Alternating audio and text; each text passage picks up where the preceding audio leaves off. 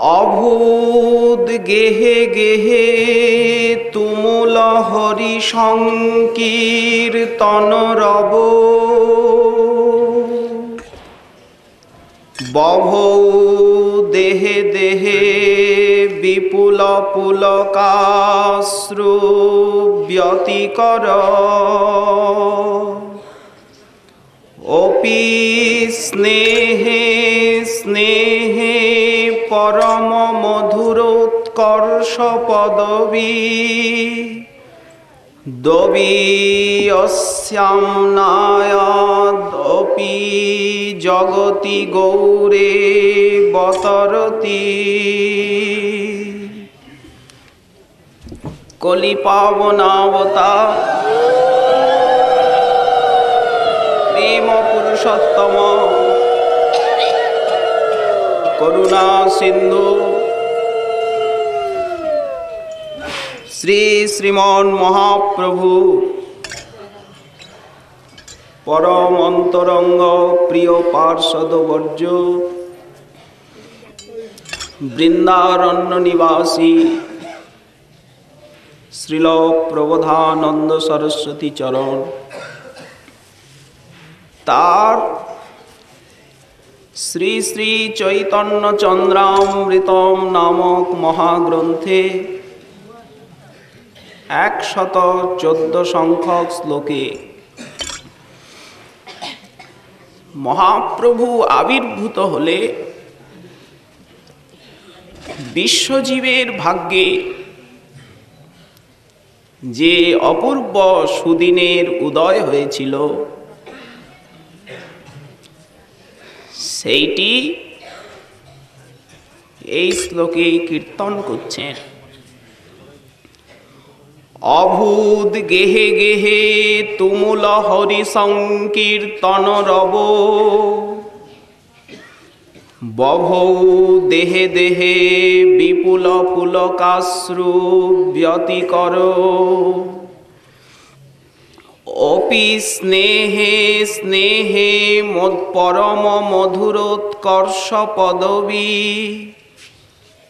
দবি অস্যাম নায়াদ অপি জগতি গৌরে বতরতি। জগতি গৌরে অবতরতি। যখন শ্রীমন মহাপ্রভু আবির্ভূত হলেন তখন গেহে গেহে তুমুল হরি সংকীর্তন রব অভূত। ঘরে ঘরে উঠল হরিনাম সংকীর্তনের রব। অপূর্ব কীর্তনধ্বনি সারা জগৎকে ছেয়ে ফেলল। প্রতিধ্বনি গৃহগুলি তো কীর্তন মুখর হলই, শুধু তাই নয়, আকাশে বাতাসে সাগরে ভূধরে সেই ভুবনমঙ্গল হরিনামের শব্দ ভেসে আসতে লাগলো তরঙ্গে তরঙ্গে, ছন্দে ছন্দে। আর কি হলো? দেহে দেহে বিপুল পুলকাশ্রু ব্যতিকর। সবাই সংকীর্তনে নৃত্য করছেন, কেউ স্থির নয়। বৃক্ষ লতা আকাশ বাতাস নদী সাগর স্থাবর জঙ্গম বিশ্বের প্রতিটি রেণু কণা সবাই আনন্দে নেচে উঠল। দেহে দেহে পুলক। এমন ব্যক্তি ছিলেন না যে যার দেহে পুলক নেই। নয়নে দরবিগলিত অশ্রু, হৃদয় গলে গিয়ে নয়ন দ্বার দিয়ে প্রবাহিত হতে লাগলো। রসে ভরে গেছে হৃদয় কলসি। কানাবে পড়ে না কলসি ভরলে জল। নয়নদ্বার দিয়ে সেই প্রেমের অভিব্যক্তি হলো। শুধু তাই নয়, আনন্দ প্রেম বাড়তে বাড়তে বাড়তে বাড়তে চরম সীমাকে প্রাপ্ত হলো। শ্রুতিগণেরও অগম্য, বেদ শাস্ত্রেরও নিগুড় প্রতিপাদ্য সেই প্রেমে সারা জগৎ ভরে গেল। বন্যা, প্লাবন, সরস্বতীপাদ্য লীলা পার্ষদ, ব্রজের তুঙ্গ বিদ্যা সখীর অবতার গ্রন্থকার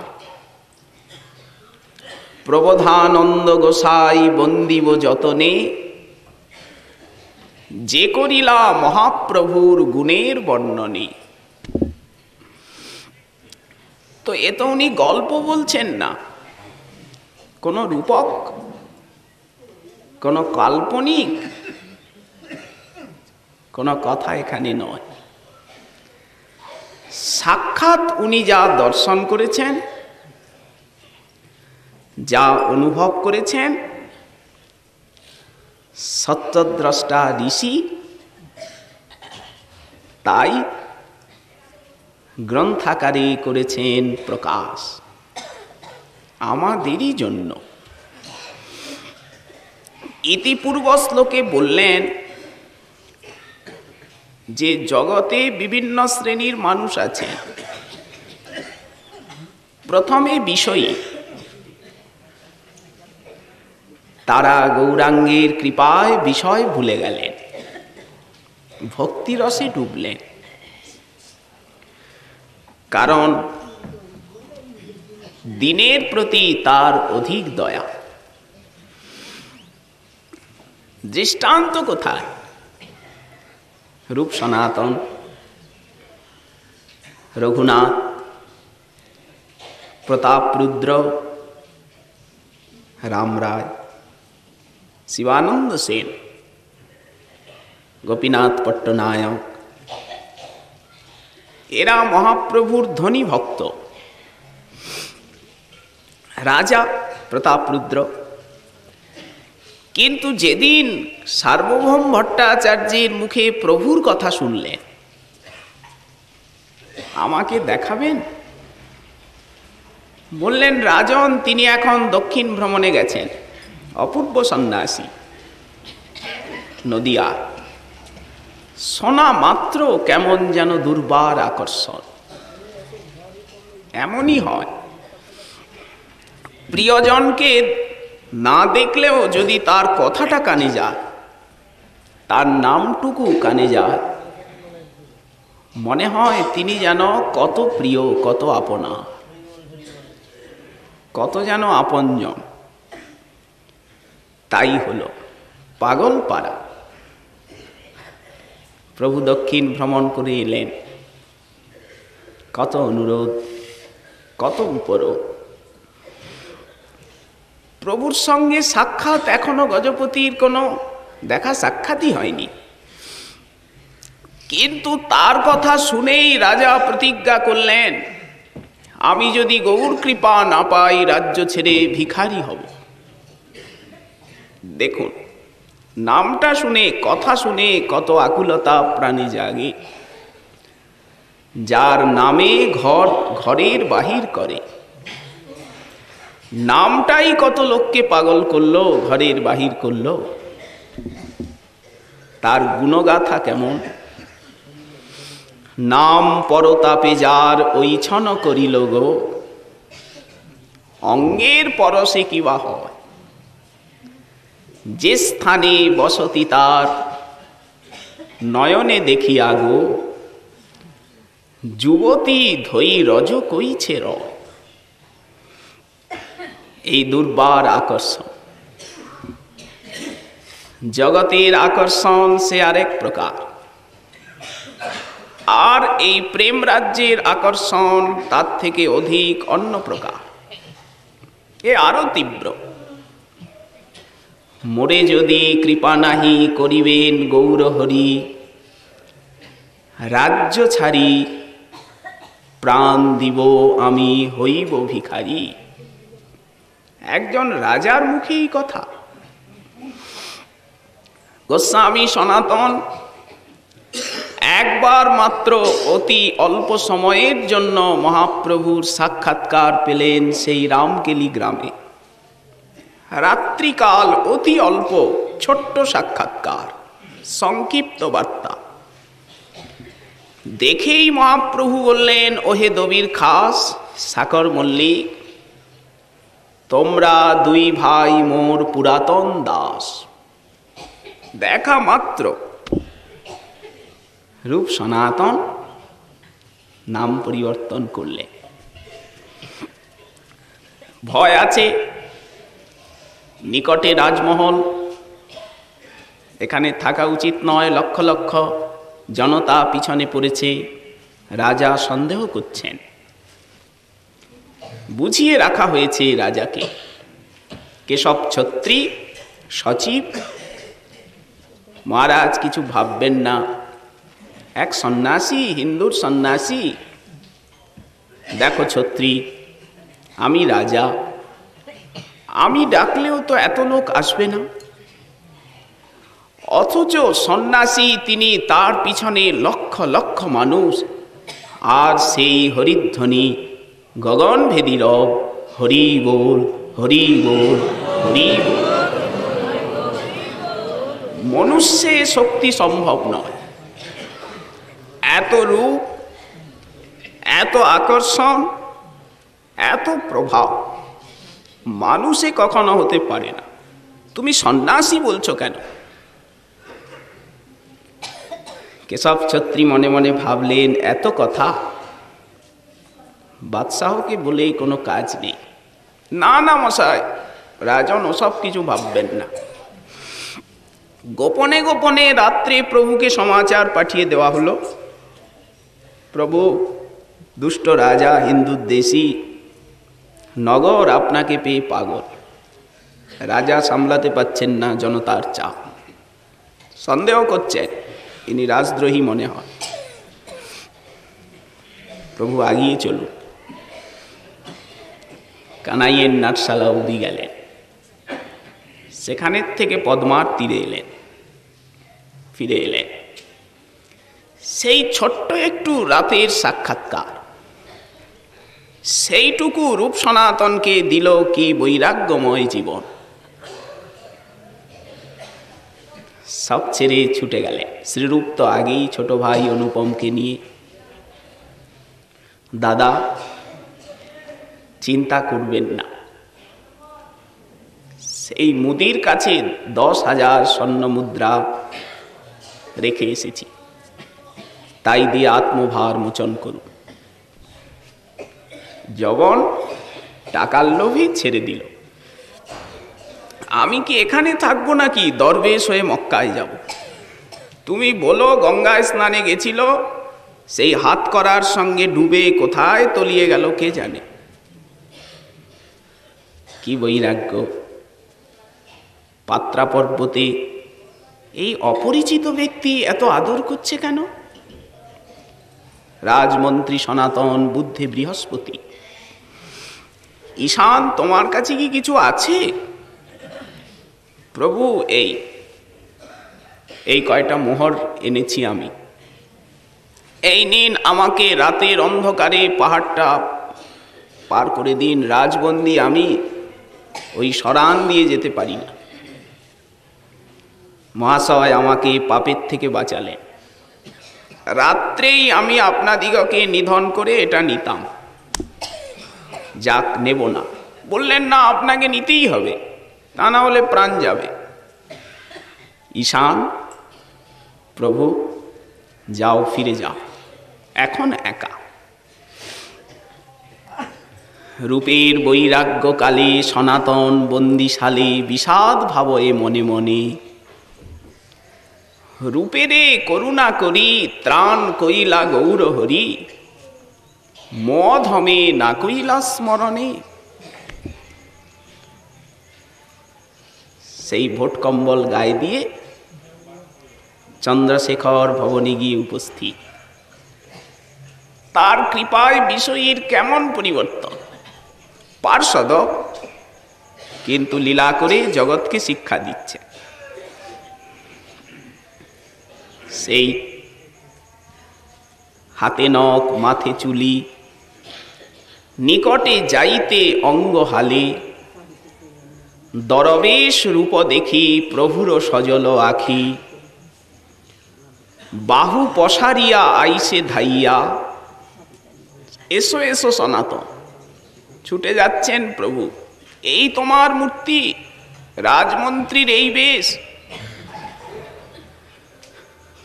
মহাপ্রভু করে কোলে, কাতরে গোসাই বলে, মদ হমে স্পর্শ কি লাগিয়া, আমি কি স্পর্শের যোগ্য? আমি জগাই মাধাইয়ের থেকেও অতিহীন, নিচ সঙ্গে নিচ ব্যবহার, এহেন অধম জনে স্পর্শ প্রভু কি কারণে, আমি যোগ্য নহে তোমা স্পর্শিবার। তাও ভোট কম্বলটা আছে। প্রভু ইষ্টগোষ্ঠী করেন, ভোট কম্বল দেখি গায় প্রভু পুন পুন চায়, লজ্জিত হইল সনাতন। ওগো, আমার একটা উপকার করবে? ওই ছেঁড়া কাঁথাটা নিয়ে এটা নাও, ছেঁড়া কাঁথাটা দাও। গোসাই পরিহাস করছেন? পরিহাস নয়, সত্য বলছি। সেই গঙ্গার তীরে গিয়ে এক ভিখারিকে ভোটটা দিয়ে ছেঁড়া কাঁথাটা গায়ে দিয়ে এসেছেন। লজ্জিত হইল সনাতন, গৌরী আরে ভোট দিয়া, ছেঁড়া এক কন্থা লইয়া, প্রভু স্থানে পুনঃ আগমন। শেষে তো আরো পাগল হয়ে গেলে। গৌরাঙ্গ করুণা করি, রাধাকৃষ্ণ নাম মাধুরী, শিক্ষা করাইলা সনাতনে, প্রভু কহে রূপসনে, দেখা হবে বৃন্দাবনে, প্রভুর আজ্ঞায় করিলা গমনে। সেই কাশীর থেকে বিদায় দিলেন। ঘর্ম অশ্রু নেত্রে পড়ে। শেষে কিভাবে ছুটছেন? ছেঁড়া কাঁথা মাত্র গায়, ধুলাতে লুটায় কায়, পরিধানে ছেঁড়া বহির্বাস, কভু কান্দে কভু হাসে, কভু প্রেমানন্দে ভাসে, কভু ভিক্ষা কভু উপবাস। কোথায় নিয়ে গেল গৌরাঙ্গের কৃপা! গিয়া গোসাই সনাতন প্রবেশিলা বৃন্দাবন, রূপ সঙ্গে হইল মিলন। দাদা এসেছ? ঘর্ম অশ্রু নেত্রে পরে সনাতনের পদ ধরে, কহে রূপ গদগদ বচন। গৌরাঙ্গের যত গুণ কহে রূপ সনাতন, হানাত হানাত বলি কাঁদে। হা গৌরাঙ্গ, হা শচীনন্দন, হা সন্ন্যাসীর শিরোমণি, হা প্রভু শ্রীকৃষ্ণ চৈতন্য দীনবন্ধু। নিশিদিন এই বৃন্দাবনে এসে হাহাকার, হানাত হানাত বলি কাঁদে। রাজমন্ত্রী সব অভিমান গেল, দৈন্যের মূর্তমূরতি হলেন। ব্রজবাসী ঘরে ঘরে মাধুকুরি ভিক্ষা করে, এই রূপ কতদিন থাকে। তাহা ছাড়ি কুঞ্জে কুঞ্জে ভিক্ষা করি পুঞ্জে পুঞ্জে, ফলমূল করয়ে ভক্ষণে। কতদিন অন্তর্মনা 56 দণ্ড ভাবনা, চারিদণ্ড নিদ্রা বৃক্ষতলে। চারিদণ্ড সুতি থাকে, স্বপ্নে রাধা কৃষ্ণ দেখে, ব্যর্থ নাহি যায় এক তিলে। একজন রাজমন্ত্রী, অত বড় পদস্থ ব্যক্তি গৌর কৃপায় কোথায় গেলেন? তুলিয়া বনেরও শাক, অলবনে করি পাক। মদন মোহন বললেন, একটু নুন তো দেবে, সনাতন খেতে যে পারি না। দেখো তুমি রাজার ছেলে, তুমি আজ নুন চাচ্ছ, কালকে গুড় চাবে, পরশুদিন ঘি চাইবে। তোমার ভালো খাওয়া মুখ আমি পারবো না, তোমার ব্যবস্থা তুমি করো। মদন মোহনকে করতে হলো, উনি কিছু করলেন না। প্রেম কি কিছু কম? না, এই বৈরাগ্যের রস। তুলিয়া বনেরও শাক, অলবনে করি পাক। মুখে দেন দুই এক গ্রাস, ছাড়ি ভোগ বিলাস, তরুতলে কইলা বাস। সূক্ষ্ম বস্ত্র বাজে গায়ে, ধুলাতে লুটায় কায়, কণ্টকে বাজয়ে কভু পাস। এই গৌরাঙ্গের কৃপা। তেমনি দার্শনিক দর্শন চর্চা ছেড়ে দিলেন, আপদ গেল। সার্বভৌম ভট্টাচার্য সেই সময় গুন্ডিচা মার্জন লীলা, মহাপ্রভু ইন্দ্রদ্যুম্ন সরোবরে জলকেলি করছেন, সব পার্ষদগণ সঙ্গে। অদ্বৈত নিত্যানন্দের জলকেলি করতে করতে কোন্দল। সার্বভৌম ভট্টাচার্য রামানন্দ রায়ের সঙ্গে জলযুদ্ধ করছেন। স্বরূপ তিনি পুণ্ডরীক বিদ্যানিধির সঙ্গে, সব যে যার মিত্র তার সঙ্গে তার ওই জল ছোড়াছুরি। মহাপ্রভু তো আছেনই। এই গুন্ডিচা মার্জন হলো। তারপর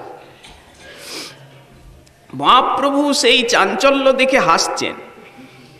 ভট্টাচার্য এত বড় বিদ্বান, আর রামানন্দ রায় তিনি রাজ্যপাল অন্ধ্রের। তো এই ভব্য দুইজন প্রাজ্ঞ ব্যক্তি, যেমন ধনাঢ্য তেমন বিদ্বান, তেমন অনুভবী ভজনশীল, এত লোক, সারা নীলাচলের ভক্তগণ সবাই দর্শনাকাঙ্ক্ষী। সেই ইন্দ্রদ্যুম্ন সরোবরের চারিদিকে লোকে লোকারণ্য। মহাপ্রভু হাসতে হাসতে গোপীনাথ আচার্যকে বলছেন, গোপীনাথ, আরে এই প্রামাণিক ভব্য দুইজন, তারা বালকের মতো জলযুদ্ধ করছেন, জল ছোড়াছুরি, নানা মুখভঙ্গি, ছোটাছুটি। নিষেধ করো না। এটা কেমন লাগছে? আমরা তো বালক বয়সে, সত্যি ভট্টাচার্য বয়স্ক। গোপীনাথ আচার্য বললেন, প্রভু তুমি প্রেমে সারা জগৎকে ডোবালে, আর এই দুটো গণ্ড শৈল, ছোট ছোট দুটো পাহাড়, তুমি এদের জন্য চিন্তা করছো? সার্বভৌম ভট্টাচার্যের কানে গেল, প্রভু এই প্রেমানন্দ কোনোদিন আস্বাদন করিনি। তার্কিক শৃগাল শনে ভেউ ভেউ করি, জীবন তো ওতেই কেটে গেল, শুষ্ক ন্যায়ের চর্চায়, বেদান্তের চর্চা। তার্কিক শৃগাল শনে, সেই মুখে প্রভু তুমি এখন হরি গোবিন্দ কৃষ্ণ নাম করাচ্ছ। তোমার কত কৃপার মহিমা। দার্শনিক দর্শন চিন্তা ছেড়ে দিলেন। কিসের এত চিন্তা? বস্তু তো পেয়ে গিয়েছেন, চিন্তা কিসে? বড় বড় পণ্ডিত তারা পাণ্ডিত্যকে অসার বোধে ত্যাগ করলেন।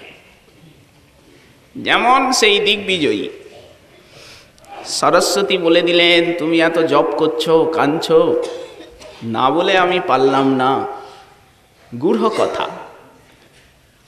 নিমাই পণ্ডিত তিনি আমারও আরাধ্য চরণ, আমি তার দাসী, শরণ নাও।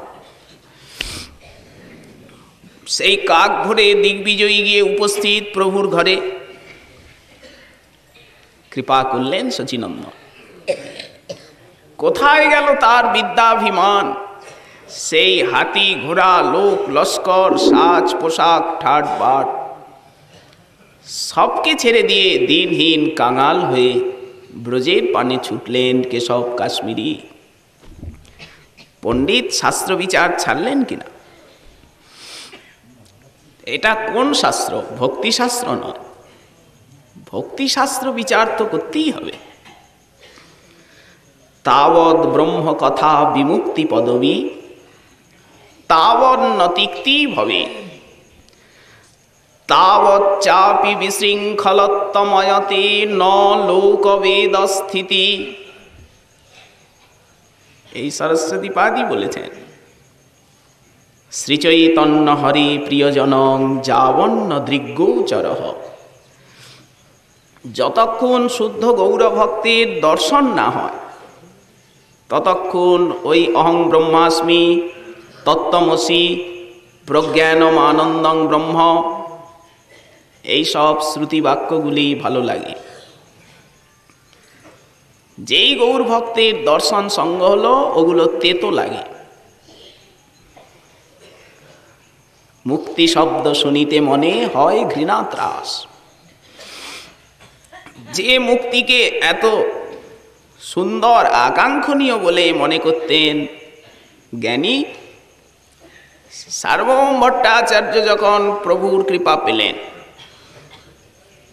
পাঠটা বদলালে কেন? উনি ভক্তি পদে সদায় ভাগ বলে প্রভুকে প্রণাম করলেন।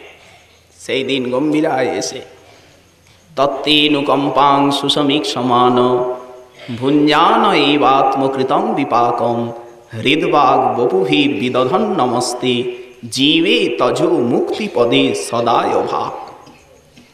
এই ব্রহ্মস্তুতি শ্লোক উনি পাঠটা বদলে দিলেন, ভক্তি পদে সদায় ভাগ।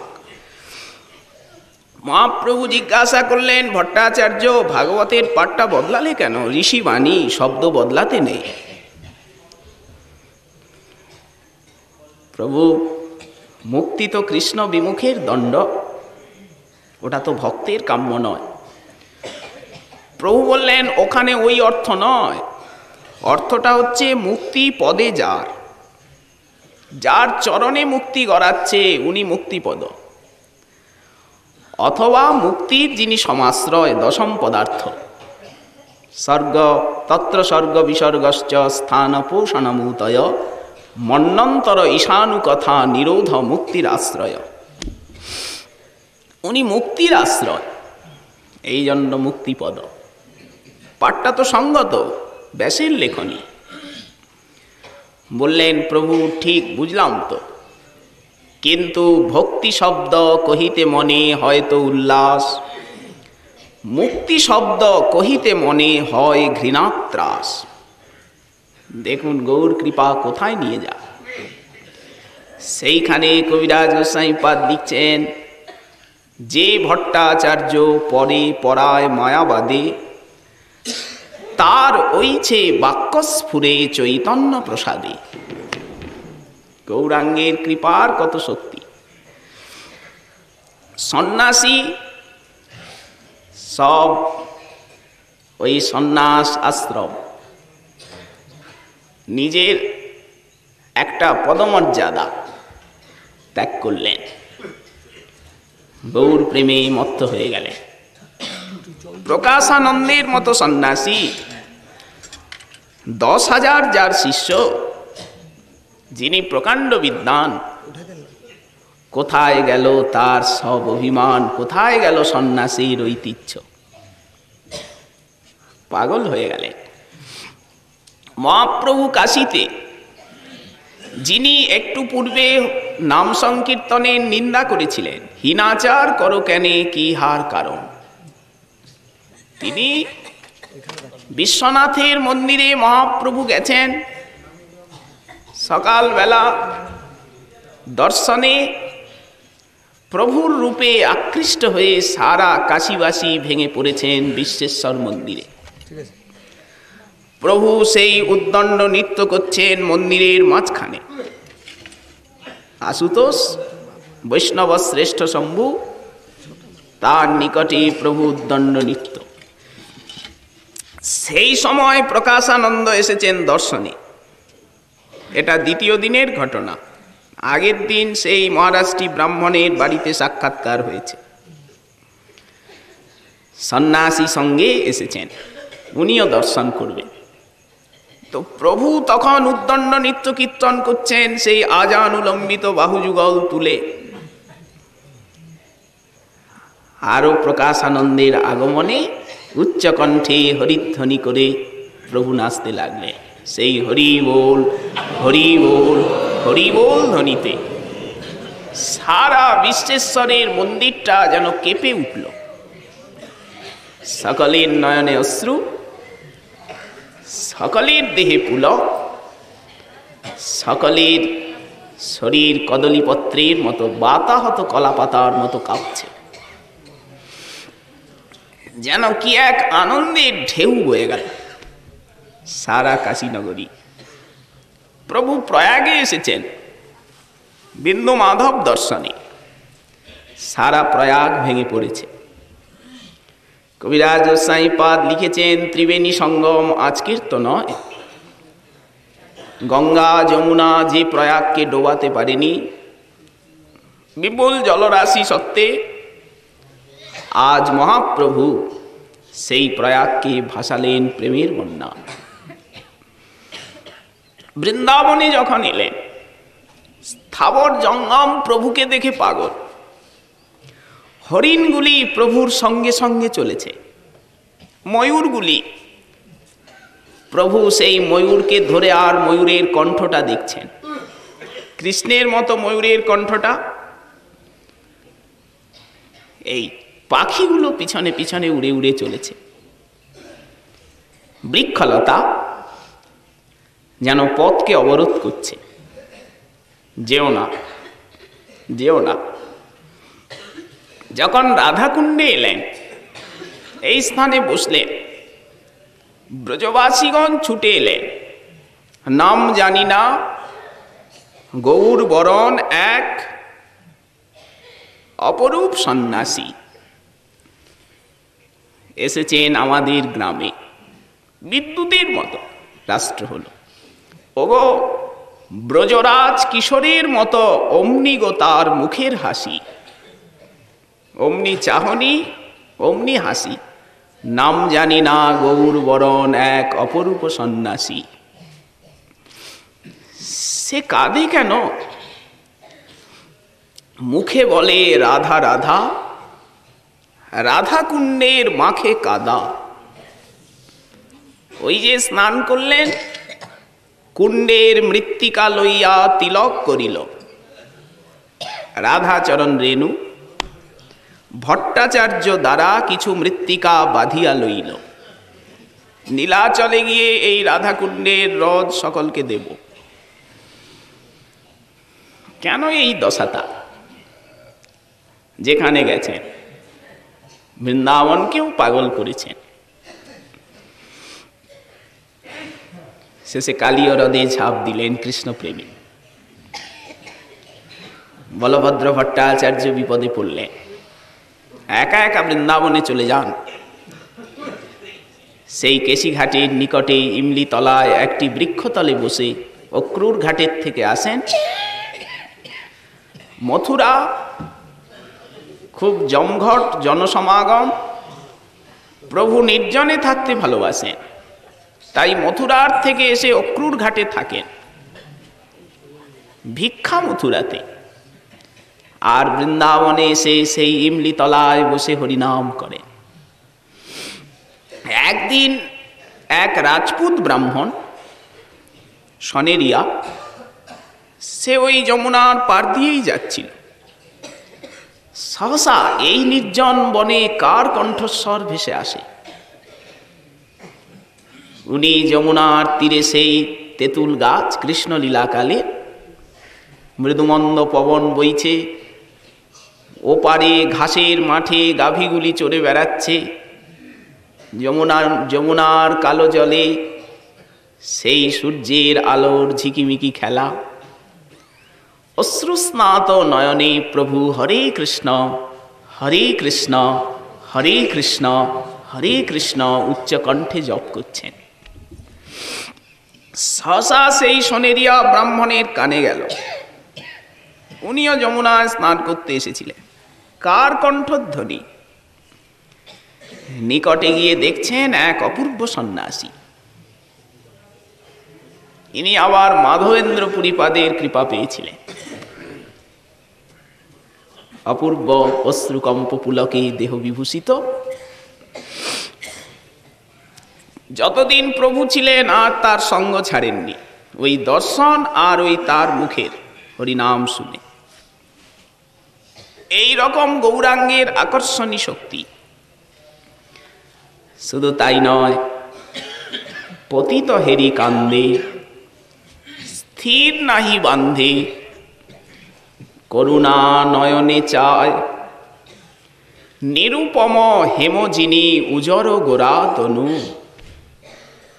ঘন অবনী গড়ি যায়। এত করুণা। নিত্যানন্দ প্রভুকে আদেশ করলেন,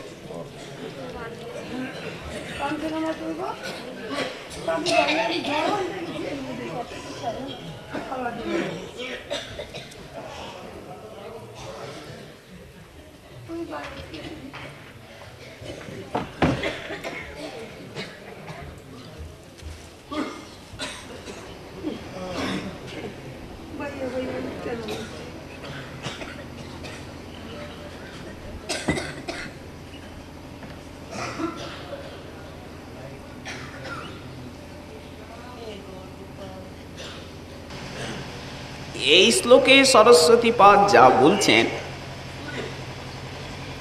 তার আস্বাদন অতি অপূর্ব। উনি বলছেন যে জগতি গৌর অবতরতি, মহাপ্রভু যখন আবির্ভূত হলেন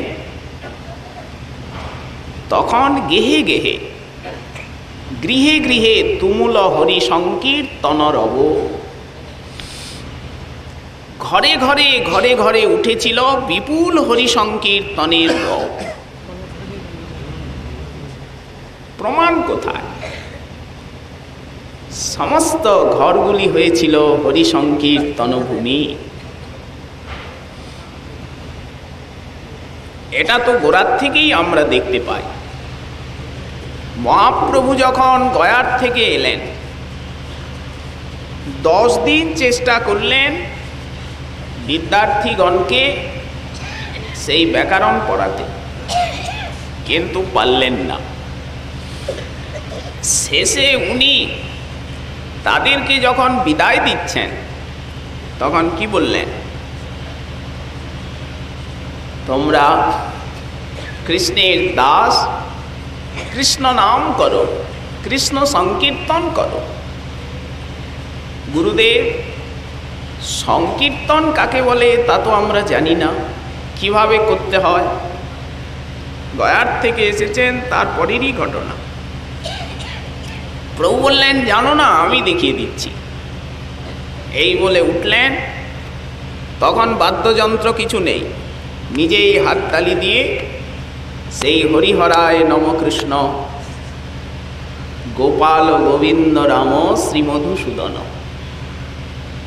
প্রভু হাততালি দিয়ে নিজে গাইছেন আর ওদের দেখাচ্ছেন।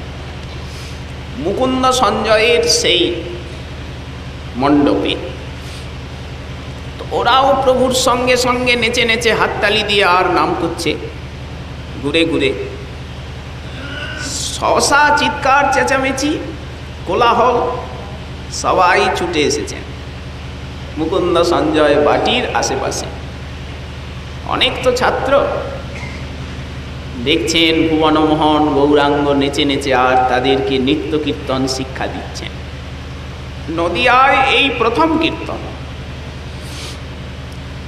তারপরে তো সেই শ্রীবাস অঙ্গনে চলতে লাগলো। সেই কাজী দমনের দিনে নগর সংকীর্তন। ধীরে ধীরে ধীরে ধীরে প্রভু নবদ্বীপকে সংকীর্তন মুখর করে তুললেন।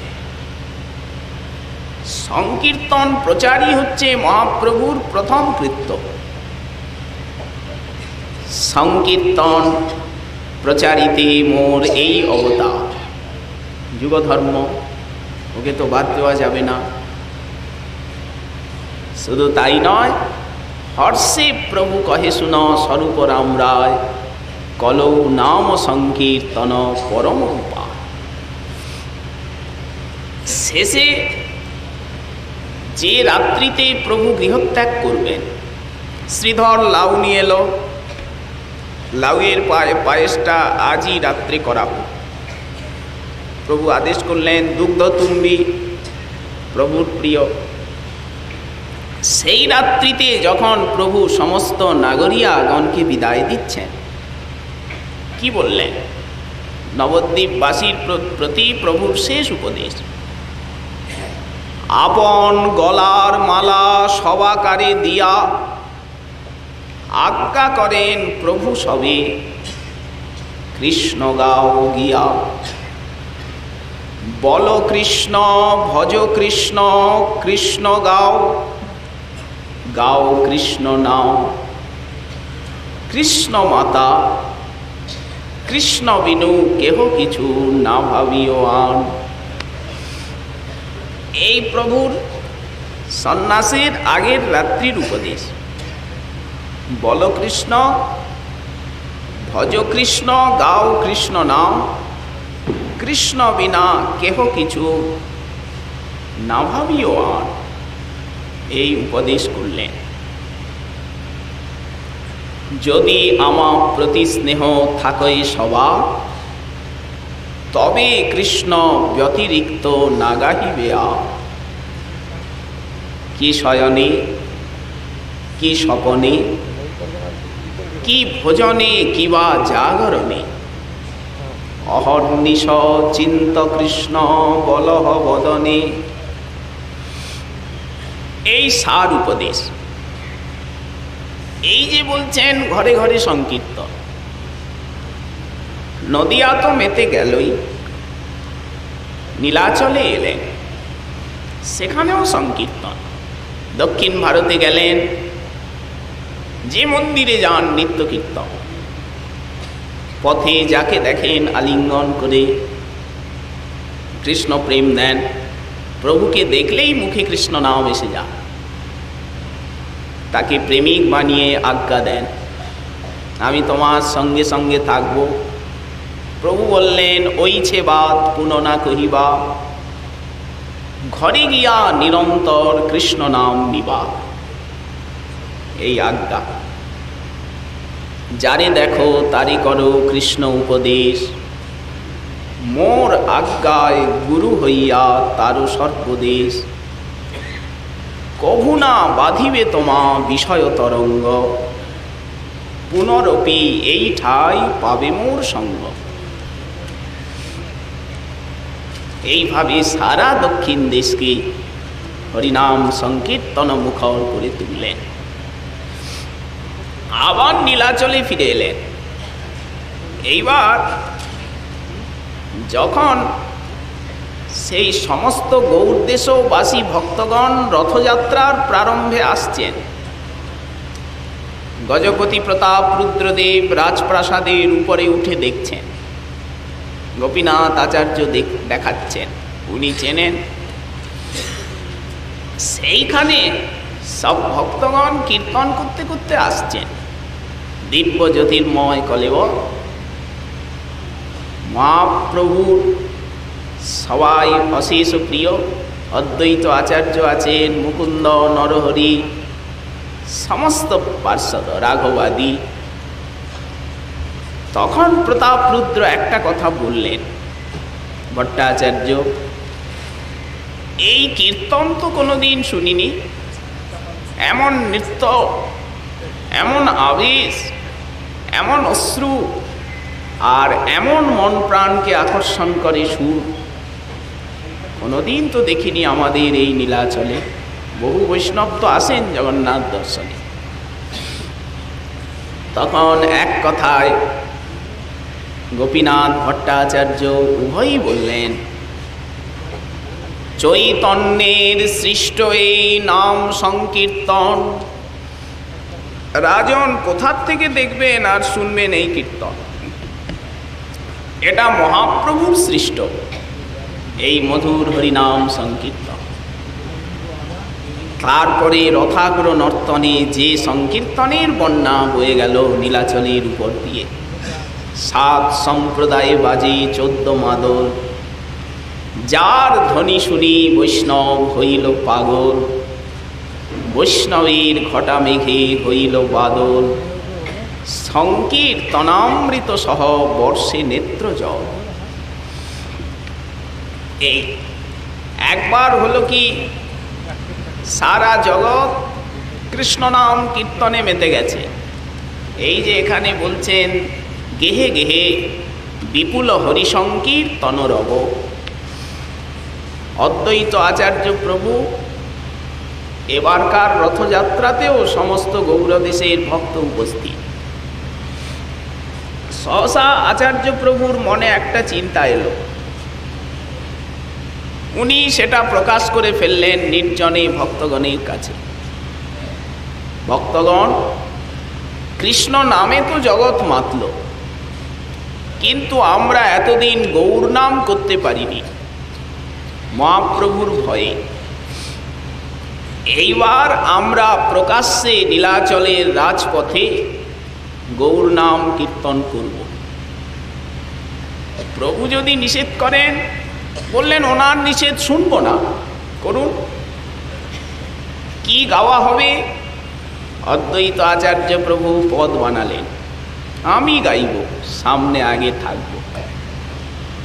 সেদিন সকালবেলা আর কৃষ্ণ নাম কীর্তন নয়, সকল বৈষ্ণবগণ একত্রিত হয়ে গৌর নাম কীর্তন করতে করতে নীলাচলের পথে বেরিয়েছে। নিত্যানন্দ প্রভু সামনে নৃত্য করছেন,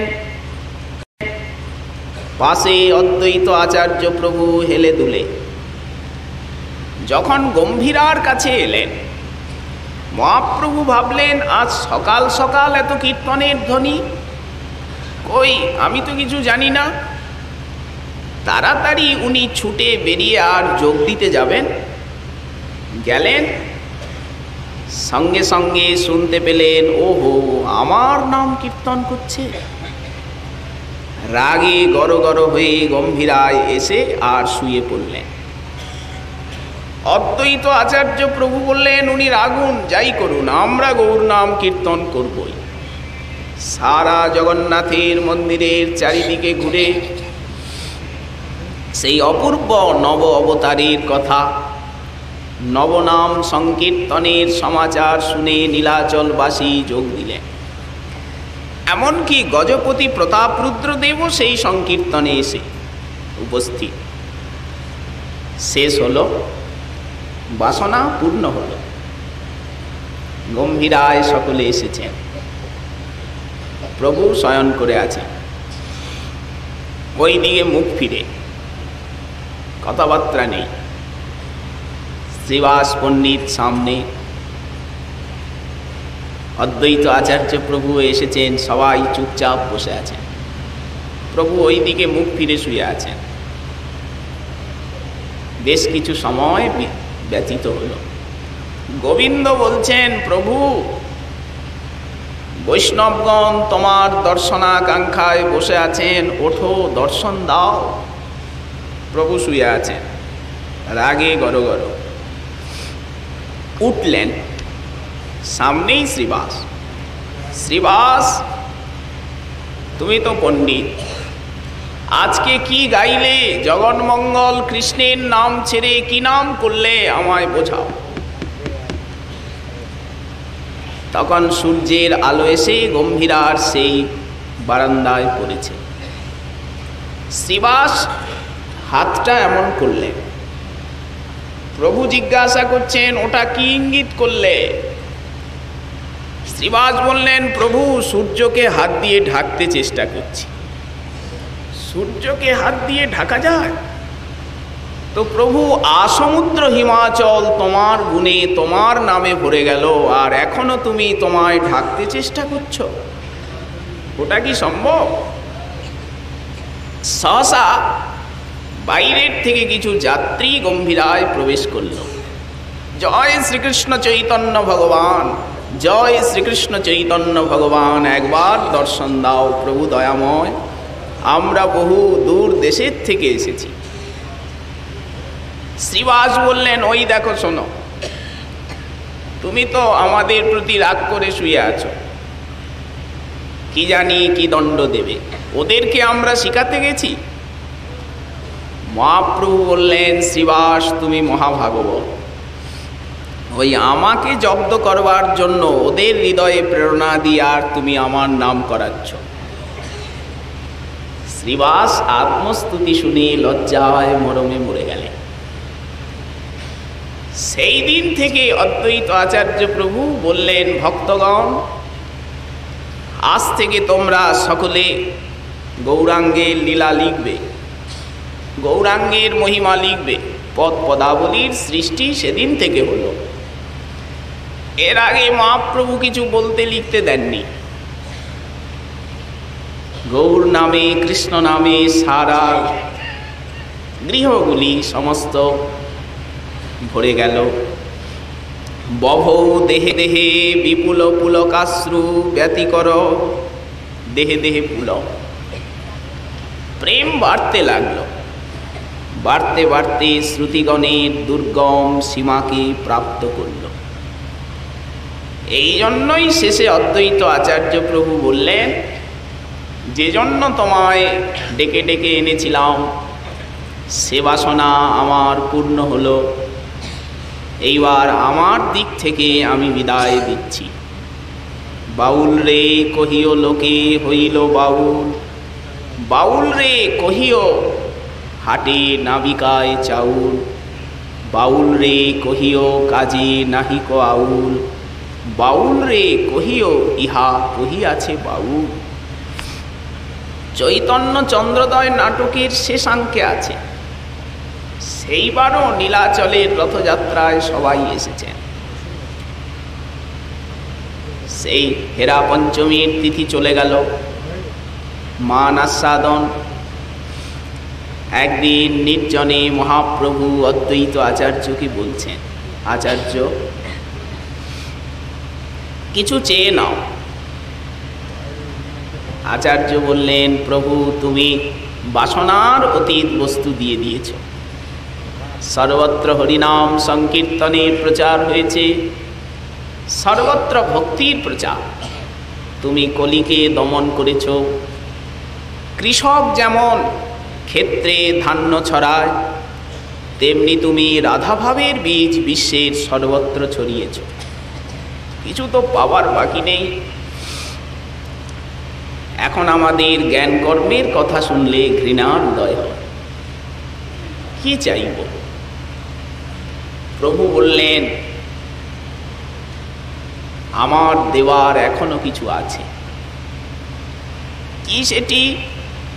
আমার এই পার্ষদগণের ভিতরে কেউ দাস্য, সখ্য ইত্যাদি ভাবের উপাসক, কেউ বা দ্বারকাধীশের উপাসক, কেউ রাম উপাসক, যেমন মুরারি গুপ্ত আদি। এইবার আমি তোমাদিগকে সকলকে নিয়ে গিয়ে সেই ব্রজের নিকুঞ্জে প্রেম সায়রে ডোবাব, এই আমার আকাঙ্ক্ষা, আশা। অদ্বৈত আচার্য প্রভু বললেন, সে তোমার করুণা, কিন্তু একটা কথা, আমি যেন জন্ম জন্মান্তরে তোমার এই সমস্ত ভক্তের সঙ্গ পাই, তোমার এই গৌরলীলাতেও যেন আমরা নিত্য যোগদান করতে পারি। অর্থাৎ গৌরলীলাও তো নিত্য, আমরা শুধু ব্রজলীলা চাই না। তুমি যে আমাদিগকে ব্রজের নিকুঞ্জে নিয়ে গিয়ে সেবা দেবে, প্রেম রসে ডোবাবে, সে তো আমাদের মহাভাগ্য। কিন্তু আমরা তোমার এই গৌরলীলাও চাই, তোমার এই তোমার এই ভক্তগণেরও সঙ্গ চাই। মহাপ্রভু বললেন তথাস্তু। এই অপূর্ব কৃপা শেষে নিত্যানন্দ প্রভুকে তো ঢালা আদেশ করে দিলেন, কেউ যেন বঞ্চিত না হয়। প্রভু কহে নিত্যানন্দ সব জীব হইল অন্ধ, কেহ তো না পাইল হরিনাম। জগৎ ভেসে যাচ্ছে তথাপি প্রভুর আক্ষেপ বাণী, কেহ তো না পাইল হরিনাম। এক নিবেদন তোরে নয়নে দেখিবে যারে, তুমি কৃপা করি লওয়াইবে নাও। কৃত পাপী দুরাচার পতিত পাষণ্ডী আর কেহ যেন বঞ্চিত না হয়। সমন বলিয়া ভয় জীবে যেন নাহি রয়, সুখে যেন হরিনাম লয়। নাম সংকীর্তন রসে তুমি ভাসাইও গৌর দেশে, পূর্ণ করো সবাকার আস।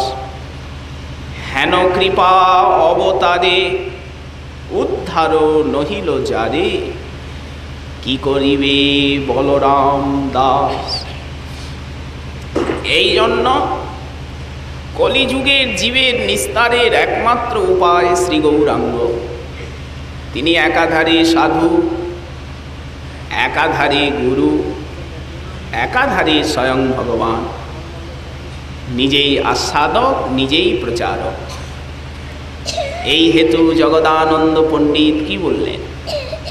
কলিযুগে সাধু পাওয়া কষ্ট জানিয়া শুদ্ধ ভক্তির সিদ্ধান্ত কে শোনাবে? কলিযুগে সাধু পাওয়া তো কষ্টই, সে অভাব মহাপ্রভু রাখেননি। সাধু সঙ্গ চান, মহাপ্রভু অভাব রাখেননি। কলিযুগে সাধু পাওয়া কষ্ট জানিয়া সাধু গুরু রূপে গোরা আইলা নদিয়া। গোরাপদ আশ্রয় কর বুদ্ধিমান, গোরা বই সাধু গুরু কেবা আছে আন।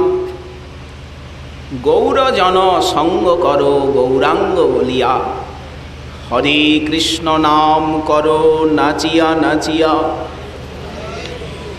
অচিরে পাইবে ভাই প্রেম মহাধন, যাহা বিলাইতে প্রভুর নদে আগমন। শেষেও উপদেশ করলেন নাম সংকীর্তন, শিক্ষাষ্টম, চেত দর্পণ মার্জনম। প্রভুর চরম অন্তিম উপদেশ, নাম সংকীর্তন হইতে পাপ সংসার নাশন। চিত্ত শুদ্ধি সর্বভক্তি সাধন উদ্গম। এই শেষে কৃষ্ণ প্রাপ্তি সেবানন্দ সমুদ্রে মজ্জন। এই অদ্ভুত গৌরলীলা। এই জন্য গৌরাঙ্গের চরণ আশ্রয়, গৌর ভক্তের সঙ্গ, নিশিদিন গৌর গোবিন্দের নাম রূপ গুণলীলার অভ্যাস, শ্রবণ কীর্তন, এই আমাদের সাধনা। সেই ঠাকুর মহাশয়ের বাণী, গৃহে বা বনেতে থাকে হা গৌরাঙ্গ বলি ডাকে, নরোত্তম মাগে তার সঙ্গ। মহাপ্রভুর অহেতুকী কৃপায় আমরা এই এক মাস যাবৎ আপনাদের মতো গৌরগত প্রাণ ভারতবর্ষের বিভিন্ন স্থান থেকে সমাগত শুদ্ধ ভক্তগণের সঙ্গ আমরা পেলাম। আপনাদের শুভাগমনে রাধাকুণ্ড এই মাসব্যাপী হয়েছিল আনন্দমুখর। আমরা এখানে সবসময়তেই থাকি, কিন্তু থাকলে হবে কি? এই আপনাদের দর্শনে, আপনাদের সঙ্গে যে আনন্দ আমরা পেলাম, ওটা সারা বছর পাই না। এই জন্য ওই খেয়ে ঘুমিয়ে সময়গুলো অলসতার সঙ্গে কাটাতে হয়। আপনারা এসে জাগিয়ে তোলেন আমাদিগকে, রাধা কুণ্ডকে শ্রবণ কীর্তনে করে তোলেন মুখরিত। এটা তো আপনাদেরই আগমনের প্রভাব। এই কথা সত্য কি না আপনারা অন্য সময় রাধাকুণ্ডে এসে দেখবেন যে এই আনন্দ, এই হরিকথা, এই সাধুসঙ্গ বছরের অন্য সময় পাওয়া যায় না। আমরা অন্ধকারে ডুবে থাকি। অতএব আপনাদের শুভাগমন আমরা এইভাবে প্রতি বৎসর কামনা করি। আপনারা আবার উপস্থিত হয়ে এই প্রকার আমাদিগের শ্রবণ কীর্তন সৌভাগ্য দানে আনন্দবর্ধন করুন, রাধাকুণ্ডকে অলঙ্কৃত করুন। এইটি আপনাদের চরণে বিশেষভাবে নিবেদন রইল।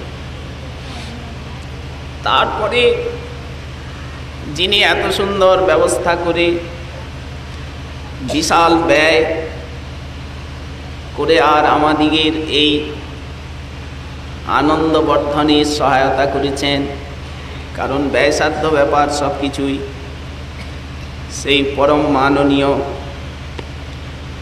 মনোরঞ্জন বণিক মহোদয়কে আপনারা সকলেই কৃপাশীর্বাদ করুন।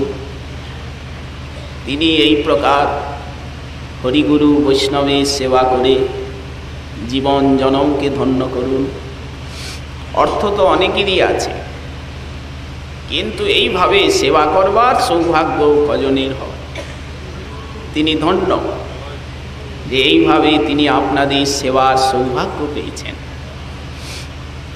তারপরে সমুপস্থিত ব্রজমণ্ডল, গৌরমণ্ডল এবং ক্ষেত্রমণ্ডলের থেকে সমাগত বৈষ্ণববৃন্দ, মাতৃমণ্ডলী, প্রভু সন্তানগণ, আমি সকলের চরণে অশেষ দণ্ডবত প্রণতি জ্ঞাপন করি। গৌর কথা বলবার মতো ক্ষমতা বা যোগ্যতা আমার নেই। একমাত্র শ্রী শ্রী গুরুদেবের আজ্ঞা, আশীর্বাদ সম্বল করে আপনাদের সামনে বসবার দৃষ্টতা করেছি। শ্রী গুরুদেবের চরণ চিন্তা করে বসি। তিনি যতটুকু বলান, তার শ্রীমুখে যতটুকু ওই শুনেছি শোনা বিদ্যা, সেইগুলি পাখির মতো উড়ে যায়। ভালো লাগে কি না লাগে, ভুল ত্রুটি হয় কি না তাও বুঝতে পারি না। যদি আপনারা আমার এই সেই বালকের অস্পষ্ট অশুদ্ধ ভাষণের মতো কথায় কোনো আনন্দ পেয়ে থাকেন, তবে আমার পরমারাধ্য শ্রী শ্রী গুরুদেবের সমীপে কৃতজ্ঞতা জানাবেন।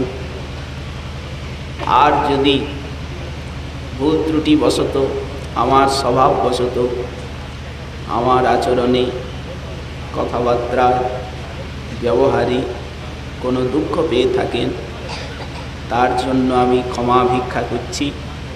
আপনারা ভুল ত্রুটি সংশোধন করে আপনাদেরই প্রভুর কথা আপনারা শ্রবণ করলেন।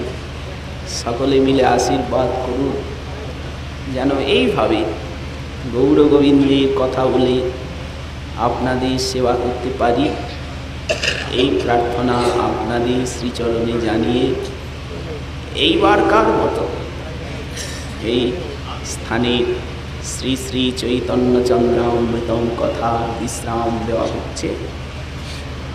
আর একটি প্রার্থনা,